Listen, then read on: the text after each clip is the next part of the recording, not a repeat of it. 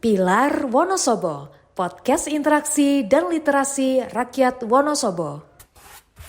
Baik, selamat pagi teman pemilih Kabupaten Wonosobo. Kita bersama lagi dengan podcast Pilar KPU Kabupaten Wonosobo, yaitu podcast interaksi dan literasi rakyat Wonosobo, singkatannya Pilar.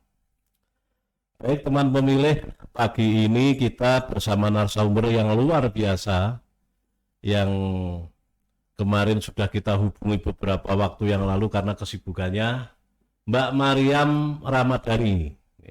Selamat pagi Mbak. Selamat pagi Pak. Apa kabar? Sehat? Alhamdulillah. Alhamdulillah baik. sehat. Jadi pada kesempatan hari ini atau pagi ini kita akan mengupas tentang inklusivitas penyelenggaraan pemilu di Kabupaten Wonosobo, termasuk diantaranya adalah teman-teman penyandang disabilitas. Jadi Mbak Mariam ini salah satu tokoh atau penggerak disabilitas di Kabupaten Wonosobo dengan berbagai aktivitasnya dan berbagai perannya, sehingga teman-teman disabilitas di Wonosobo ini semakin semangat untuk beraktivitas bersama dengan kegiatan-kegiatan yang telah dijalani sampai saat ini. Boleh diceritakan Mbak Mariam, jadi kita sebelum memulai boleh diperkenalan dulu. Siap. Silakan Mbak Mariam. Baik, perkenalkan saya Mariam Ramadhani. Sebelumnya saya mengucapkan banyak terima kasih untuk undangannya dari KPU yang luar biasa. Saya sangat apresiasi sekali karena menurut saya ini sangat penting ya.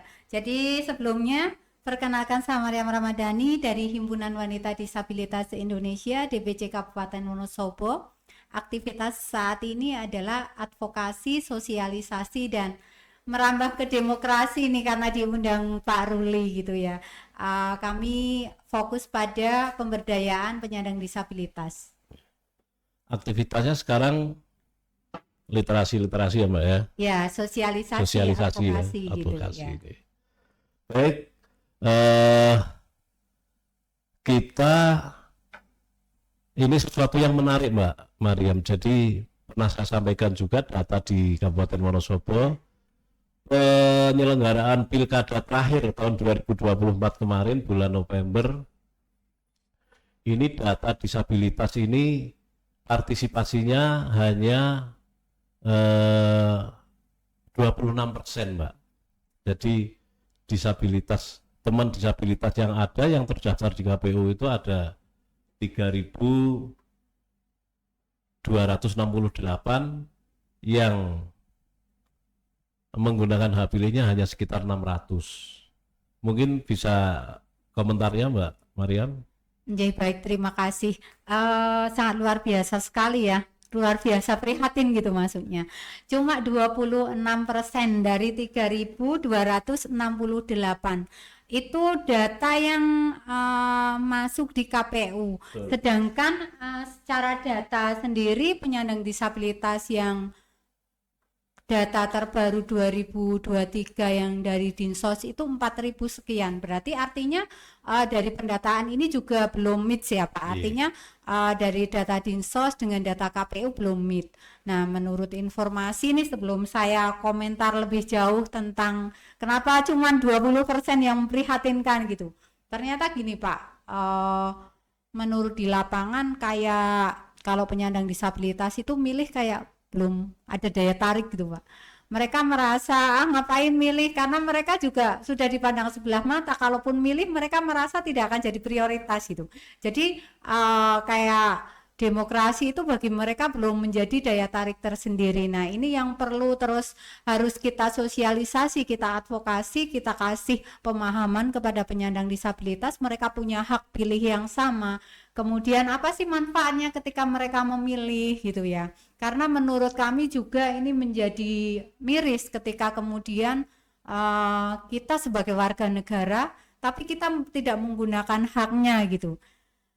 Mungkin juga padahal KPU itu sudah sering banget mengundang penyandang disabilitas untuk sosialisasi ya, Betul, Pak Ruli. Dan beberapa kali dari tahun ke tahun selalu meningkat. Kemarin juga baru aja diadakan. Ini cukup menarik. Nah, hal-hal semacam ini ataupun podcast seperti ini itu perlu sering-sering diadakan sehingga teman-teman itu kayak ada pemahaman terkait hak mereka, terkait memang apa sih manfaat ketika memilih itu. Mereka jadi paham karena juga ketika kita temui di lapangan ini yang lebih miris lagi ketika kemudian tadi udah data 3.268 pemilih cuma 26% itu daya tariknya rendah dan mereka sangat ya malas lah gitu ya. Nah padahal di lapangan juga kita jumpai Pak ada beberapa yang ketika pendataan dari KPU itu mereka tidak ada satu desa yang 0 disabilitas secara data. Nah itu kan kayak apakah memang anggota keluarga itu tidak mau didata sebagai disabilitas atau memang dari pihak KPU ini kurang jeli untuk memahami siapa saja sih yang masuk disabilitas karena bukan cuma daksa, netra atau bahkan tuli, tapi bagaimana kemudian teman-teman yang Down syndrome, kemudian autis dan mental mereka juga masuk kategori disabilitas. Nah ini yang mungkin perlu lagi ada pemahaman dan bagaimana kemudian menumbuhkan rasa pemahaman kepada pihak keluarga untuk bisa mengizinkan dimasukkan ke dalam data disabilitas sehingga nanti KPU akan lebih mudah melakukan pendampingan saat pemilihan itu Pak. Baik, terima kasih. Jadi gini Mbak Mariam, dalam tahapan yang ketiga yaitu pendataan atau pemutakhiran data pemilih, itu KPU sudah menyisir ke seluruh warga yang mempunyai bukti dukung, baik yang disabilitas maupun yang normal. Nah ini kadang-kadang kita memang kesulitan, apakah memang sengaja dari keluarga itu tidak dimasukkan atau bagaimana? Sebenarnya saya ingin tahu pandangan masyarakat terhadap disabilitas itu seperti apa sih? Nah, jadi kalau pengetahuan kami ya, tanggapan masyarakat terhadap penyandang disabilitas sendiri sebenarnya memang saat-saat ini sudah menurut saya sudah meningkat luar biasa terkait mereka kayak udah nggak begitu memperhatikan kayak bullying dan sebagainya. Tapi memang ketika kita respect ke belakang itu pandangan masyarakat pada umum kepada penyandang disabilitas itu masih sangat rendah ya. Jadi mereka memang masih memandang kalau disabilitas itu bisa ngapa sih gitu.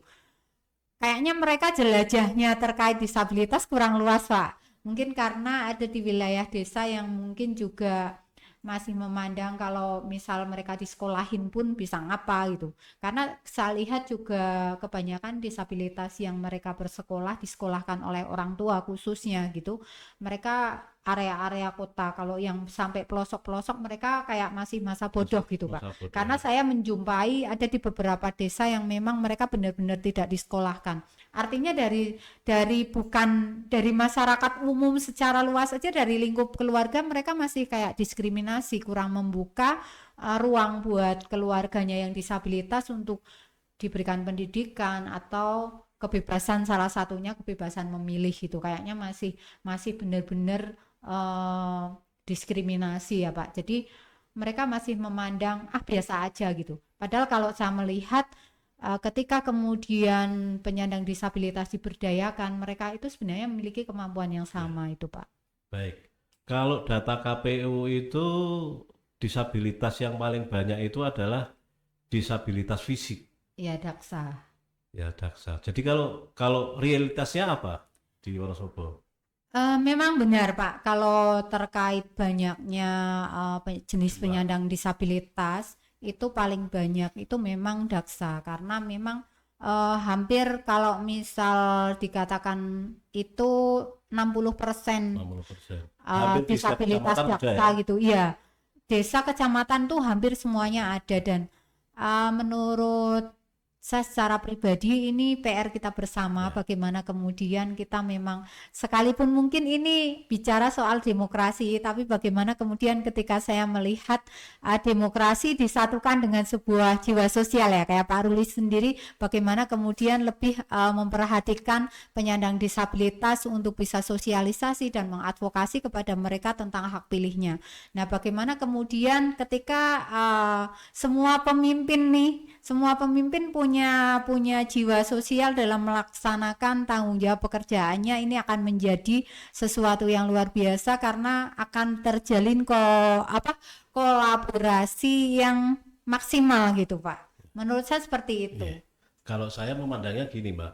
Jadi teman pemilih kita kepingin membongkar ini karena memang semua warga negara di negara demokrasi ini mempunyai hak yang sama, hak dan hukum yang sama di negara kita. Kemudian kita sebagai penyelenggara melihat data yang seperti ini tentu harus ada yang harus kita benahi. Kita sebagai penyelenggara harus memulai, ya.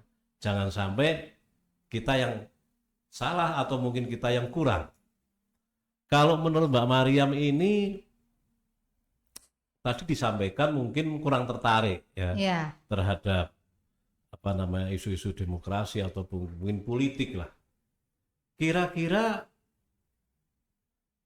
secara umum itu mereka tahu nggak kalau ada pemilu atau pilkada itu sebenarnya? Itu sangat tahu sebenarnya, Pak, karena kami juga memiliki satu grup. Biasanya itu ramai kita membincangkan soal pemilu gitu. Mau milih siapa gitu.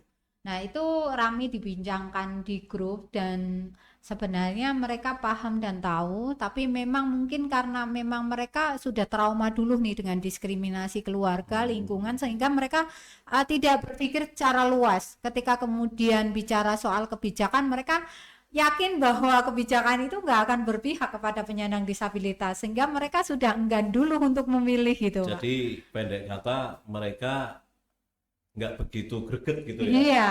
Padahal yang harusnya kami harapkan penyandang disabilitas dan seluruh warga pemilih ini menjadi pemilih aktif. Kalau saya belum terdaftar di daftar pemilih tetap, saya mendaftarkan dengan siapa, kemudian bisa cek DPT online, kemudian kita cari tahu di mana TPS-nya, siapa saja calon pemimpin kita, kemudian kita ulik. Jadi belum ke sana ya, Mbak ya? Belum, Pak. Jadi ini sama menjadi tertarik bagaimana kemudian bisa kolaborasi dengan KPU lebih lanjut lagi ya, terkait dengan hal-hal semacam ini, bagaimana menumbuhkan rasa minat teman-teman disabilitas untuk mereka bisa menjadi pemilih aktif tadi gitu. Karena memang ketika kita bicara tentang demokrasi, ini sebuah hak, sebuah pemahaman pribadi yang cukup dalam, sehingga kami juga tidak bisa mendoktrin dan tidak bisa tidak bisa mendalam gitu. Tapi bagaimana kemudian kalau kita berkolaborasi, sering-sering advokasi, sosialisasi terkait hak-hak mereka gitu, terkait apa sih menariknya menjadi pemilih aktif gitu ya. Hal-hal semacam itu perlu kita kolaborasikan, Pak. Memang ini kembali lagi ke pemimpin kita, apakah nanti benar-benar bisa membuktikan kepada teman-teman disabilitas itu dengan dipilih benar-benar bisa membuktikan apa yang memang mereka pilih gitu loh, Pak. Itu sih. Ya, kita memahami, Mbak, untuk masalah politik hak memilih itu memang wilayah privasi ya. Kita nggak bisa mendoktrin. Tetapi paling tidak dalam event-event pilkada maupun pemilu, sosialisasi itu kan dari mana-mana. KPU sebagai penyelenggara berhak sosialisasi dalam proses penyelenggaraannya. Kemudian dari masyarakat, partai politik dan sebagainya juga mempunyai kewajiban yang sama untuk melakukan pendidikan politik terhadap siapapun. Nah, ini memang harus dibutuhkan kolaborasi, maka teman pemilih, kami ke depan akan mengoptimalkan proses sosialisasi ini agar semua pemilih yang ada di Kabupaten Wonosobo ini tanpa kecuali bisa melakukan perannya kan gitu Mbak. Jadi Ya. KPU tidak bisa bekerja sendiri, harus ada stakeholder yang bisa membantu kami, kira-kira seperti itu. Nah, kemudian saran Mbak Mariam ini kira-kira untuk sosialisasi ini seperti apa Mbak? Baik Pak, terima kasih. Kalau sosialisasi sebenarnya kemarin sudah cukup keren ya. Diundang dari berbagai ragam disabilitas, disatukan dari satu tempat, dan dari berbagai organisasi disabilitas. Menurut saya itu sudah cukup keren sasarannya karena mereka punya banyak anggota yang nanti bisa ditularkan ke mereka terkait sosialisasi KPU itu. Saran saya tambahan mungkin dengan yang udah bagus kemarin bisa ditingkatkan lagi, mungkin bisa lebih ke merambah ke kecamatan gitu ya Pak, agar desa-desa juga ternyata paham, ternyata ada ya sosialisasi tentang hak pilih di kecamatan, yang akhirnya desa-desa itu juga paham. Bahkan dengan sosialisasi pemilih kepada penyandang disabilitas, justru dari KPU membantu juga terkait sosialisasi disabilitas itu sendiri Pak. Jadi ternyata ada banyak ya. Nah, ini menjadi daya tarik tersendiri dan saya rasa akan merubah pandangan mereka ketika mereka juga semakin lama akan diakui di masyarakat itu sih Pak. Saya punya keyakinan siapapun itu Mbak, di luar disabilitas, semua elemen masyarakat ketika diajak baik itu merasa apa namanya diwongke gitu. Iya. Dan dia pasti akan mengikuti. Iya Pak. Nah, sehingga saya berkesimpulan bahwa partisipasi masyarakat yang mungkin belum banyak ini karena memang pihak-pihak termasuk kami sebagai penyelenggara, termasuk apa namanya semua masyarakat yang punya kewajiban dalam sosialisasi mungkin belum maksimal ya. Jadi belum sampai struktur kecamatan desa. Kemudian memang kita punya keterbatasan sih ya, kita nggak bisa menyentuh ke seluruh elemen masyarakat, tetapi paling tidak dengan podcast, kemudian dengan melibatkan teman-teman disabilitas, organisasi lain, saya pikir juga itu salah satu cara untuk bisa gedok tular sampai dengan struktur titik terendah. Kemudian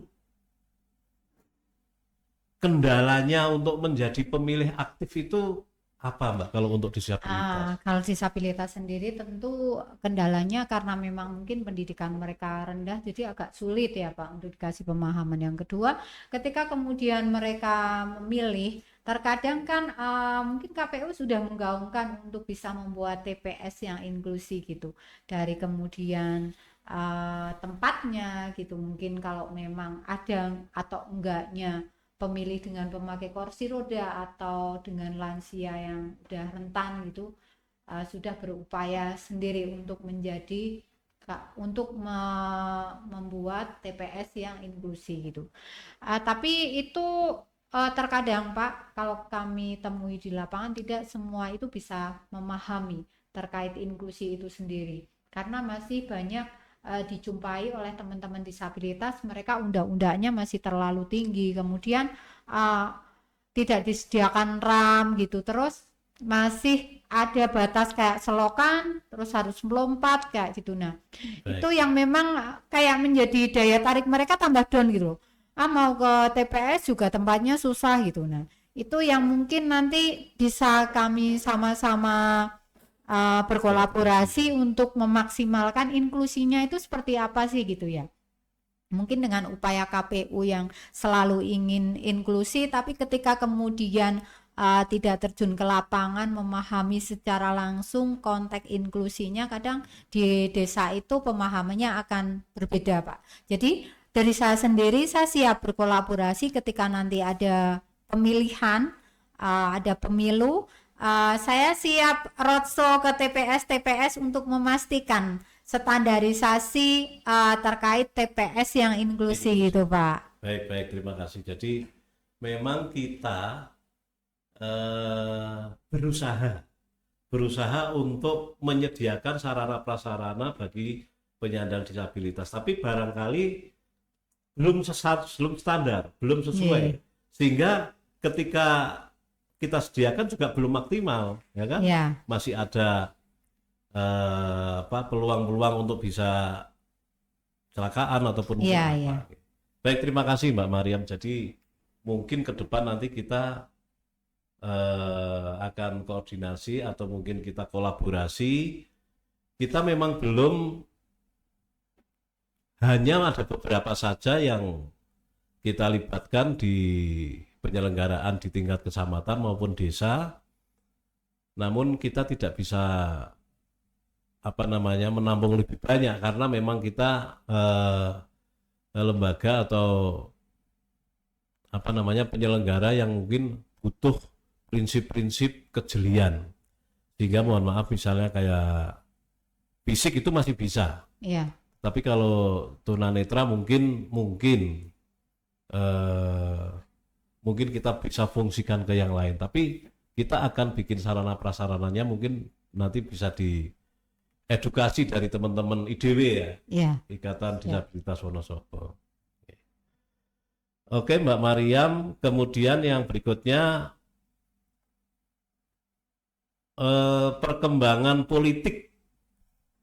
Perkembangan politik itu jadi isu yang menarik. Bagi siapa saja. Ini kalau bagi teman-teman disabilitas gimana kira-kira? Nah, itu Pak. Jadi kalau bicara soal politik gitu ya, serasa menjadi isu yang menarik.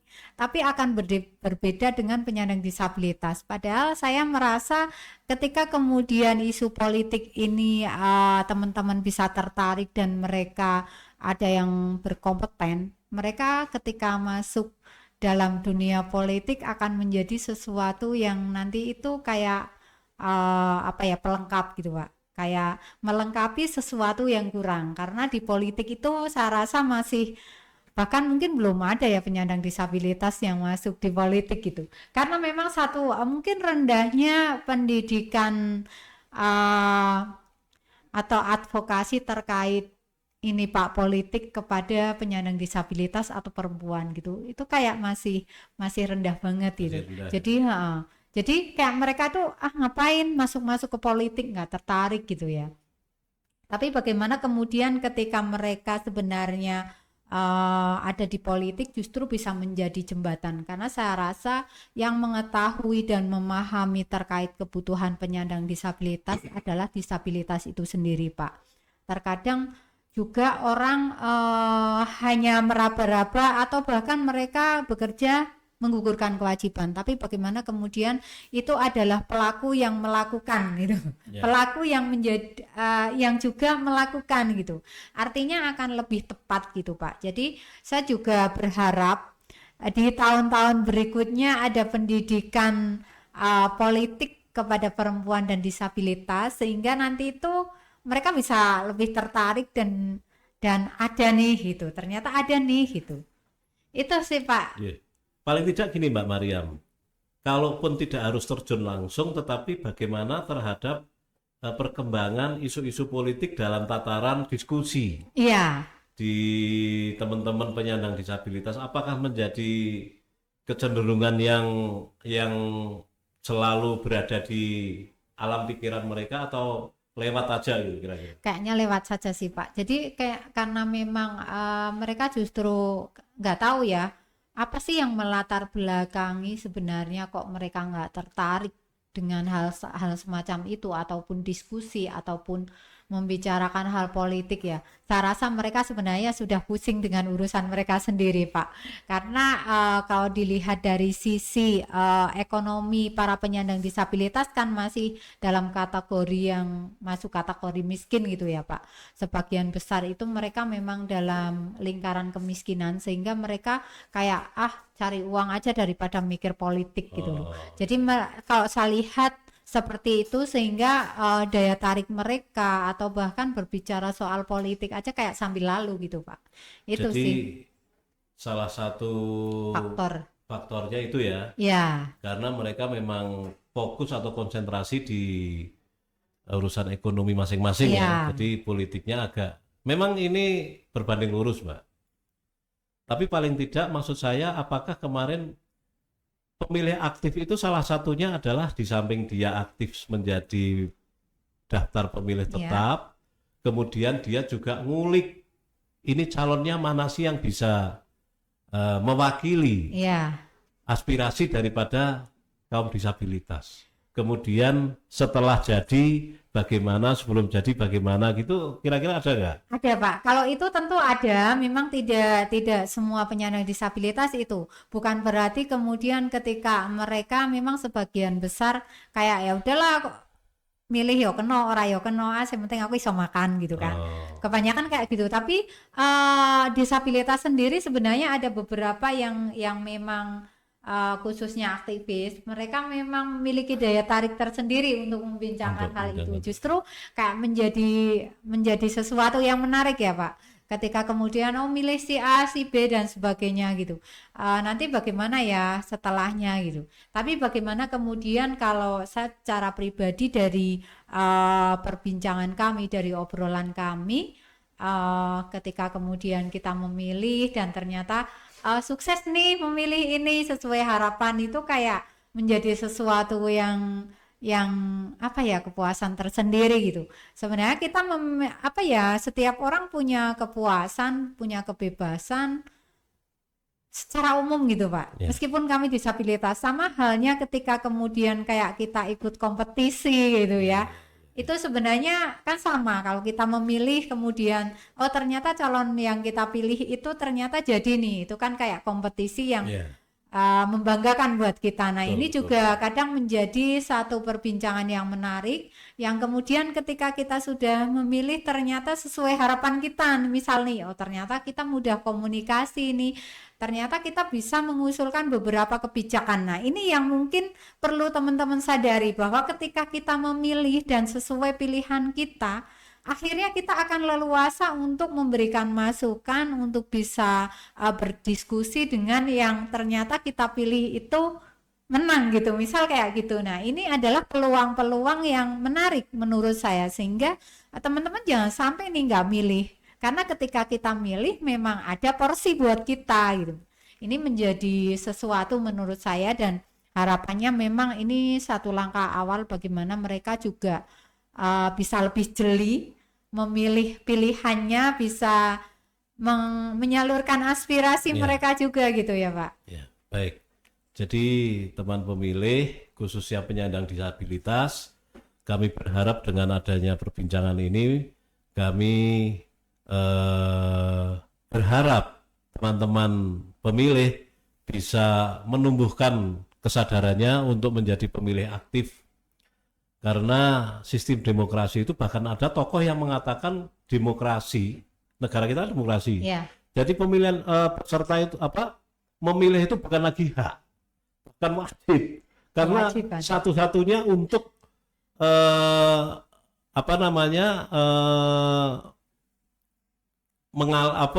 perpindahan kekuasaan atau pemimpin, satu-satunya dengan pemilu atau pilkada.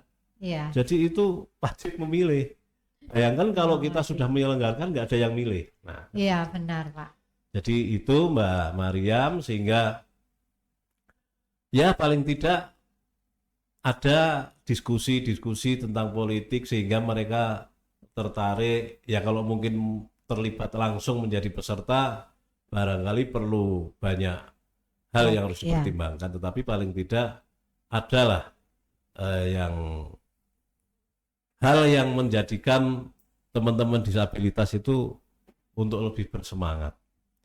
Jadi tadi salah satunya adalah kolaborasi, koordinasi dengan KPU dalam rangka membuat TPS yang inklusif.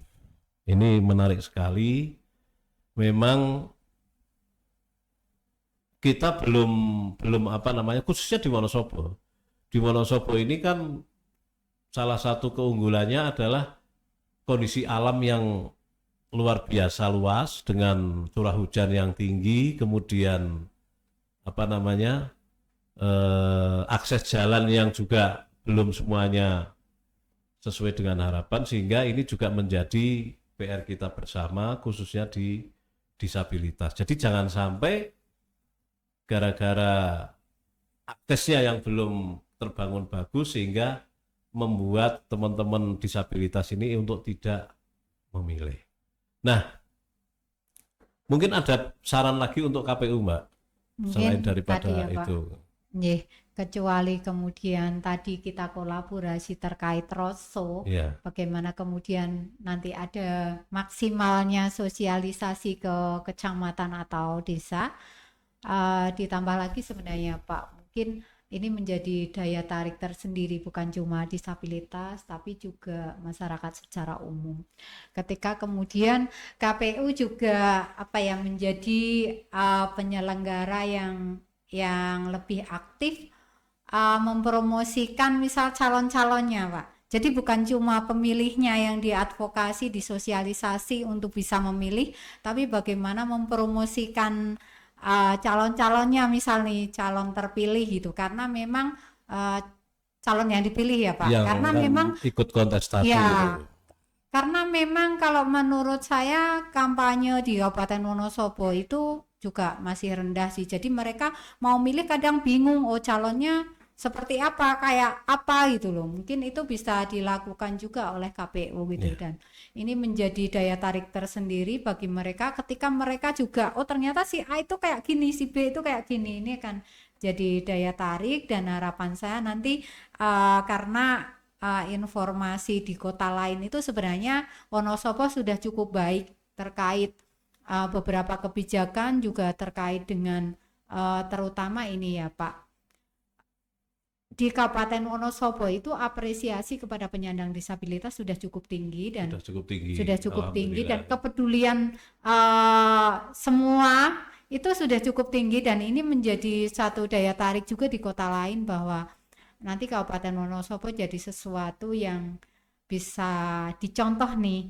dari kepedulian dan apresiasi kepada penyandang disabilitas. Dan saya juga secara pribadi mengucapkan terima kasih sekali atas kepedulian dan antusiasnya kepada kami gitu. Harapannya ini menjadi semangat tersendiri, menjadi motivasi buat penyandang disabilitas itu sendiri Pak. Iya, ada nggak event dalam waktu dekat ini yang khusus untuk penyandang disabilitas? Ya, di jadi Wonosobo? sebenarnya kami ada Hari Disabilitas Internasional yang sebenarnya jatuh di tanggal 3, dan dari 3 Desember. 3 Desember besok kebetulan dari Himpunan Wanita Disabilitas Indonesia ada beberapa kegiatan. Salah satunya ada lomba pembuatan video terkait bagaimana sih pendapat atau pendapat tentang penyandang disabilitas secara umum dari masyarakat umum, itu salah satunya. Iya. Video-video kecil kayak gitu Dilombakan kan? ya, kami lombakan untuk sebenarnya kami tujuannya untuk kayak pengennya itu disabilitas menjadi daya tarik tersendiri untuk jadi perbincangan, sehingga ada kepedulian yang lebih tinggi gitu Pak. Yang kedua, kita ada syukuran kecil-kecilan sambil sebenarnya kita mau pemberdayaan batik Pak.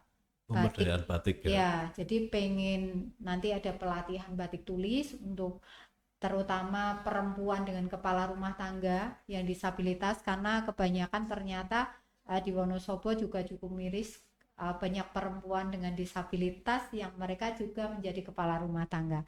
Bagaimana kemudian dengan sisi ekonomi yang saat ini cukup sulit ya Pak, kita pengen merambah ke dunia batik karena menjadi daya tarik tersendiri yang bisa dilakukan dengan duduk di rumah dan sebagainya. Saya rasa cukup prospek, dan nanti entah bagaimana caranya kita akan bantu melalui pemasarannya gitu Pak, baik offline maupun online. Rencananya kayak gitu, dan kita baru nyebar proposal Pak, semoga nanti KPU juga bisa ikut terlibat nih, membantu amin. Gitu Pak. Baik, Langsung Mbak Mariam. todong. Jadi disabilitas ini memang harus mendapatkan perhatian khusus, termasuk juga penyelenggaraan pemilu maupun pilkada, sehingga kita sebagai penyelenggara ini bisa melibatkan seluruh elemen masyarakat yang ada, dan harapan atau masukan dari Mbak Maria apapun itu namanya akan kita tampung, mudah-mudahan ke depan menjadikan rekomendasi yang lebih baik lagi, sehingga penyelenggaraan ke depan lebih baik Mbak.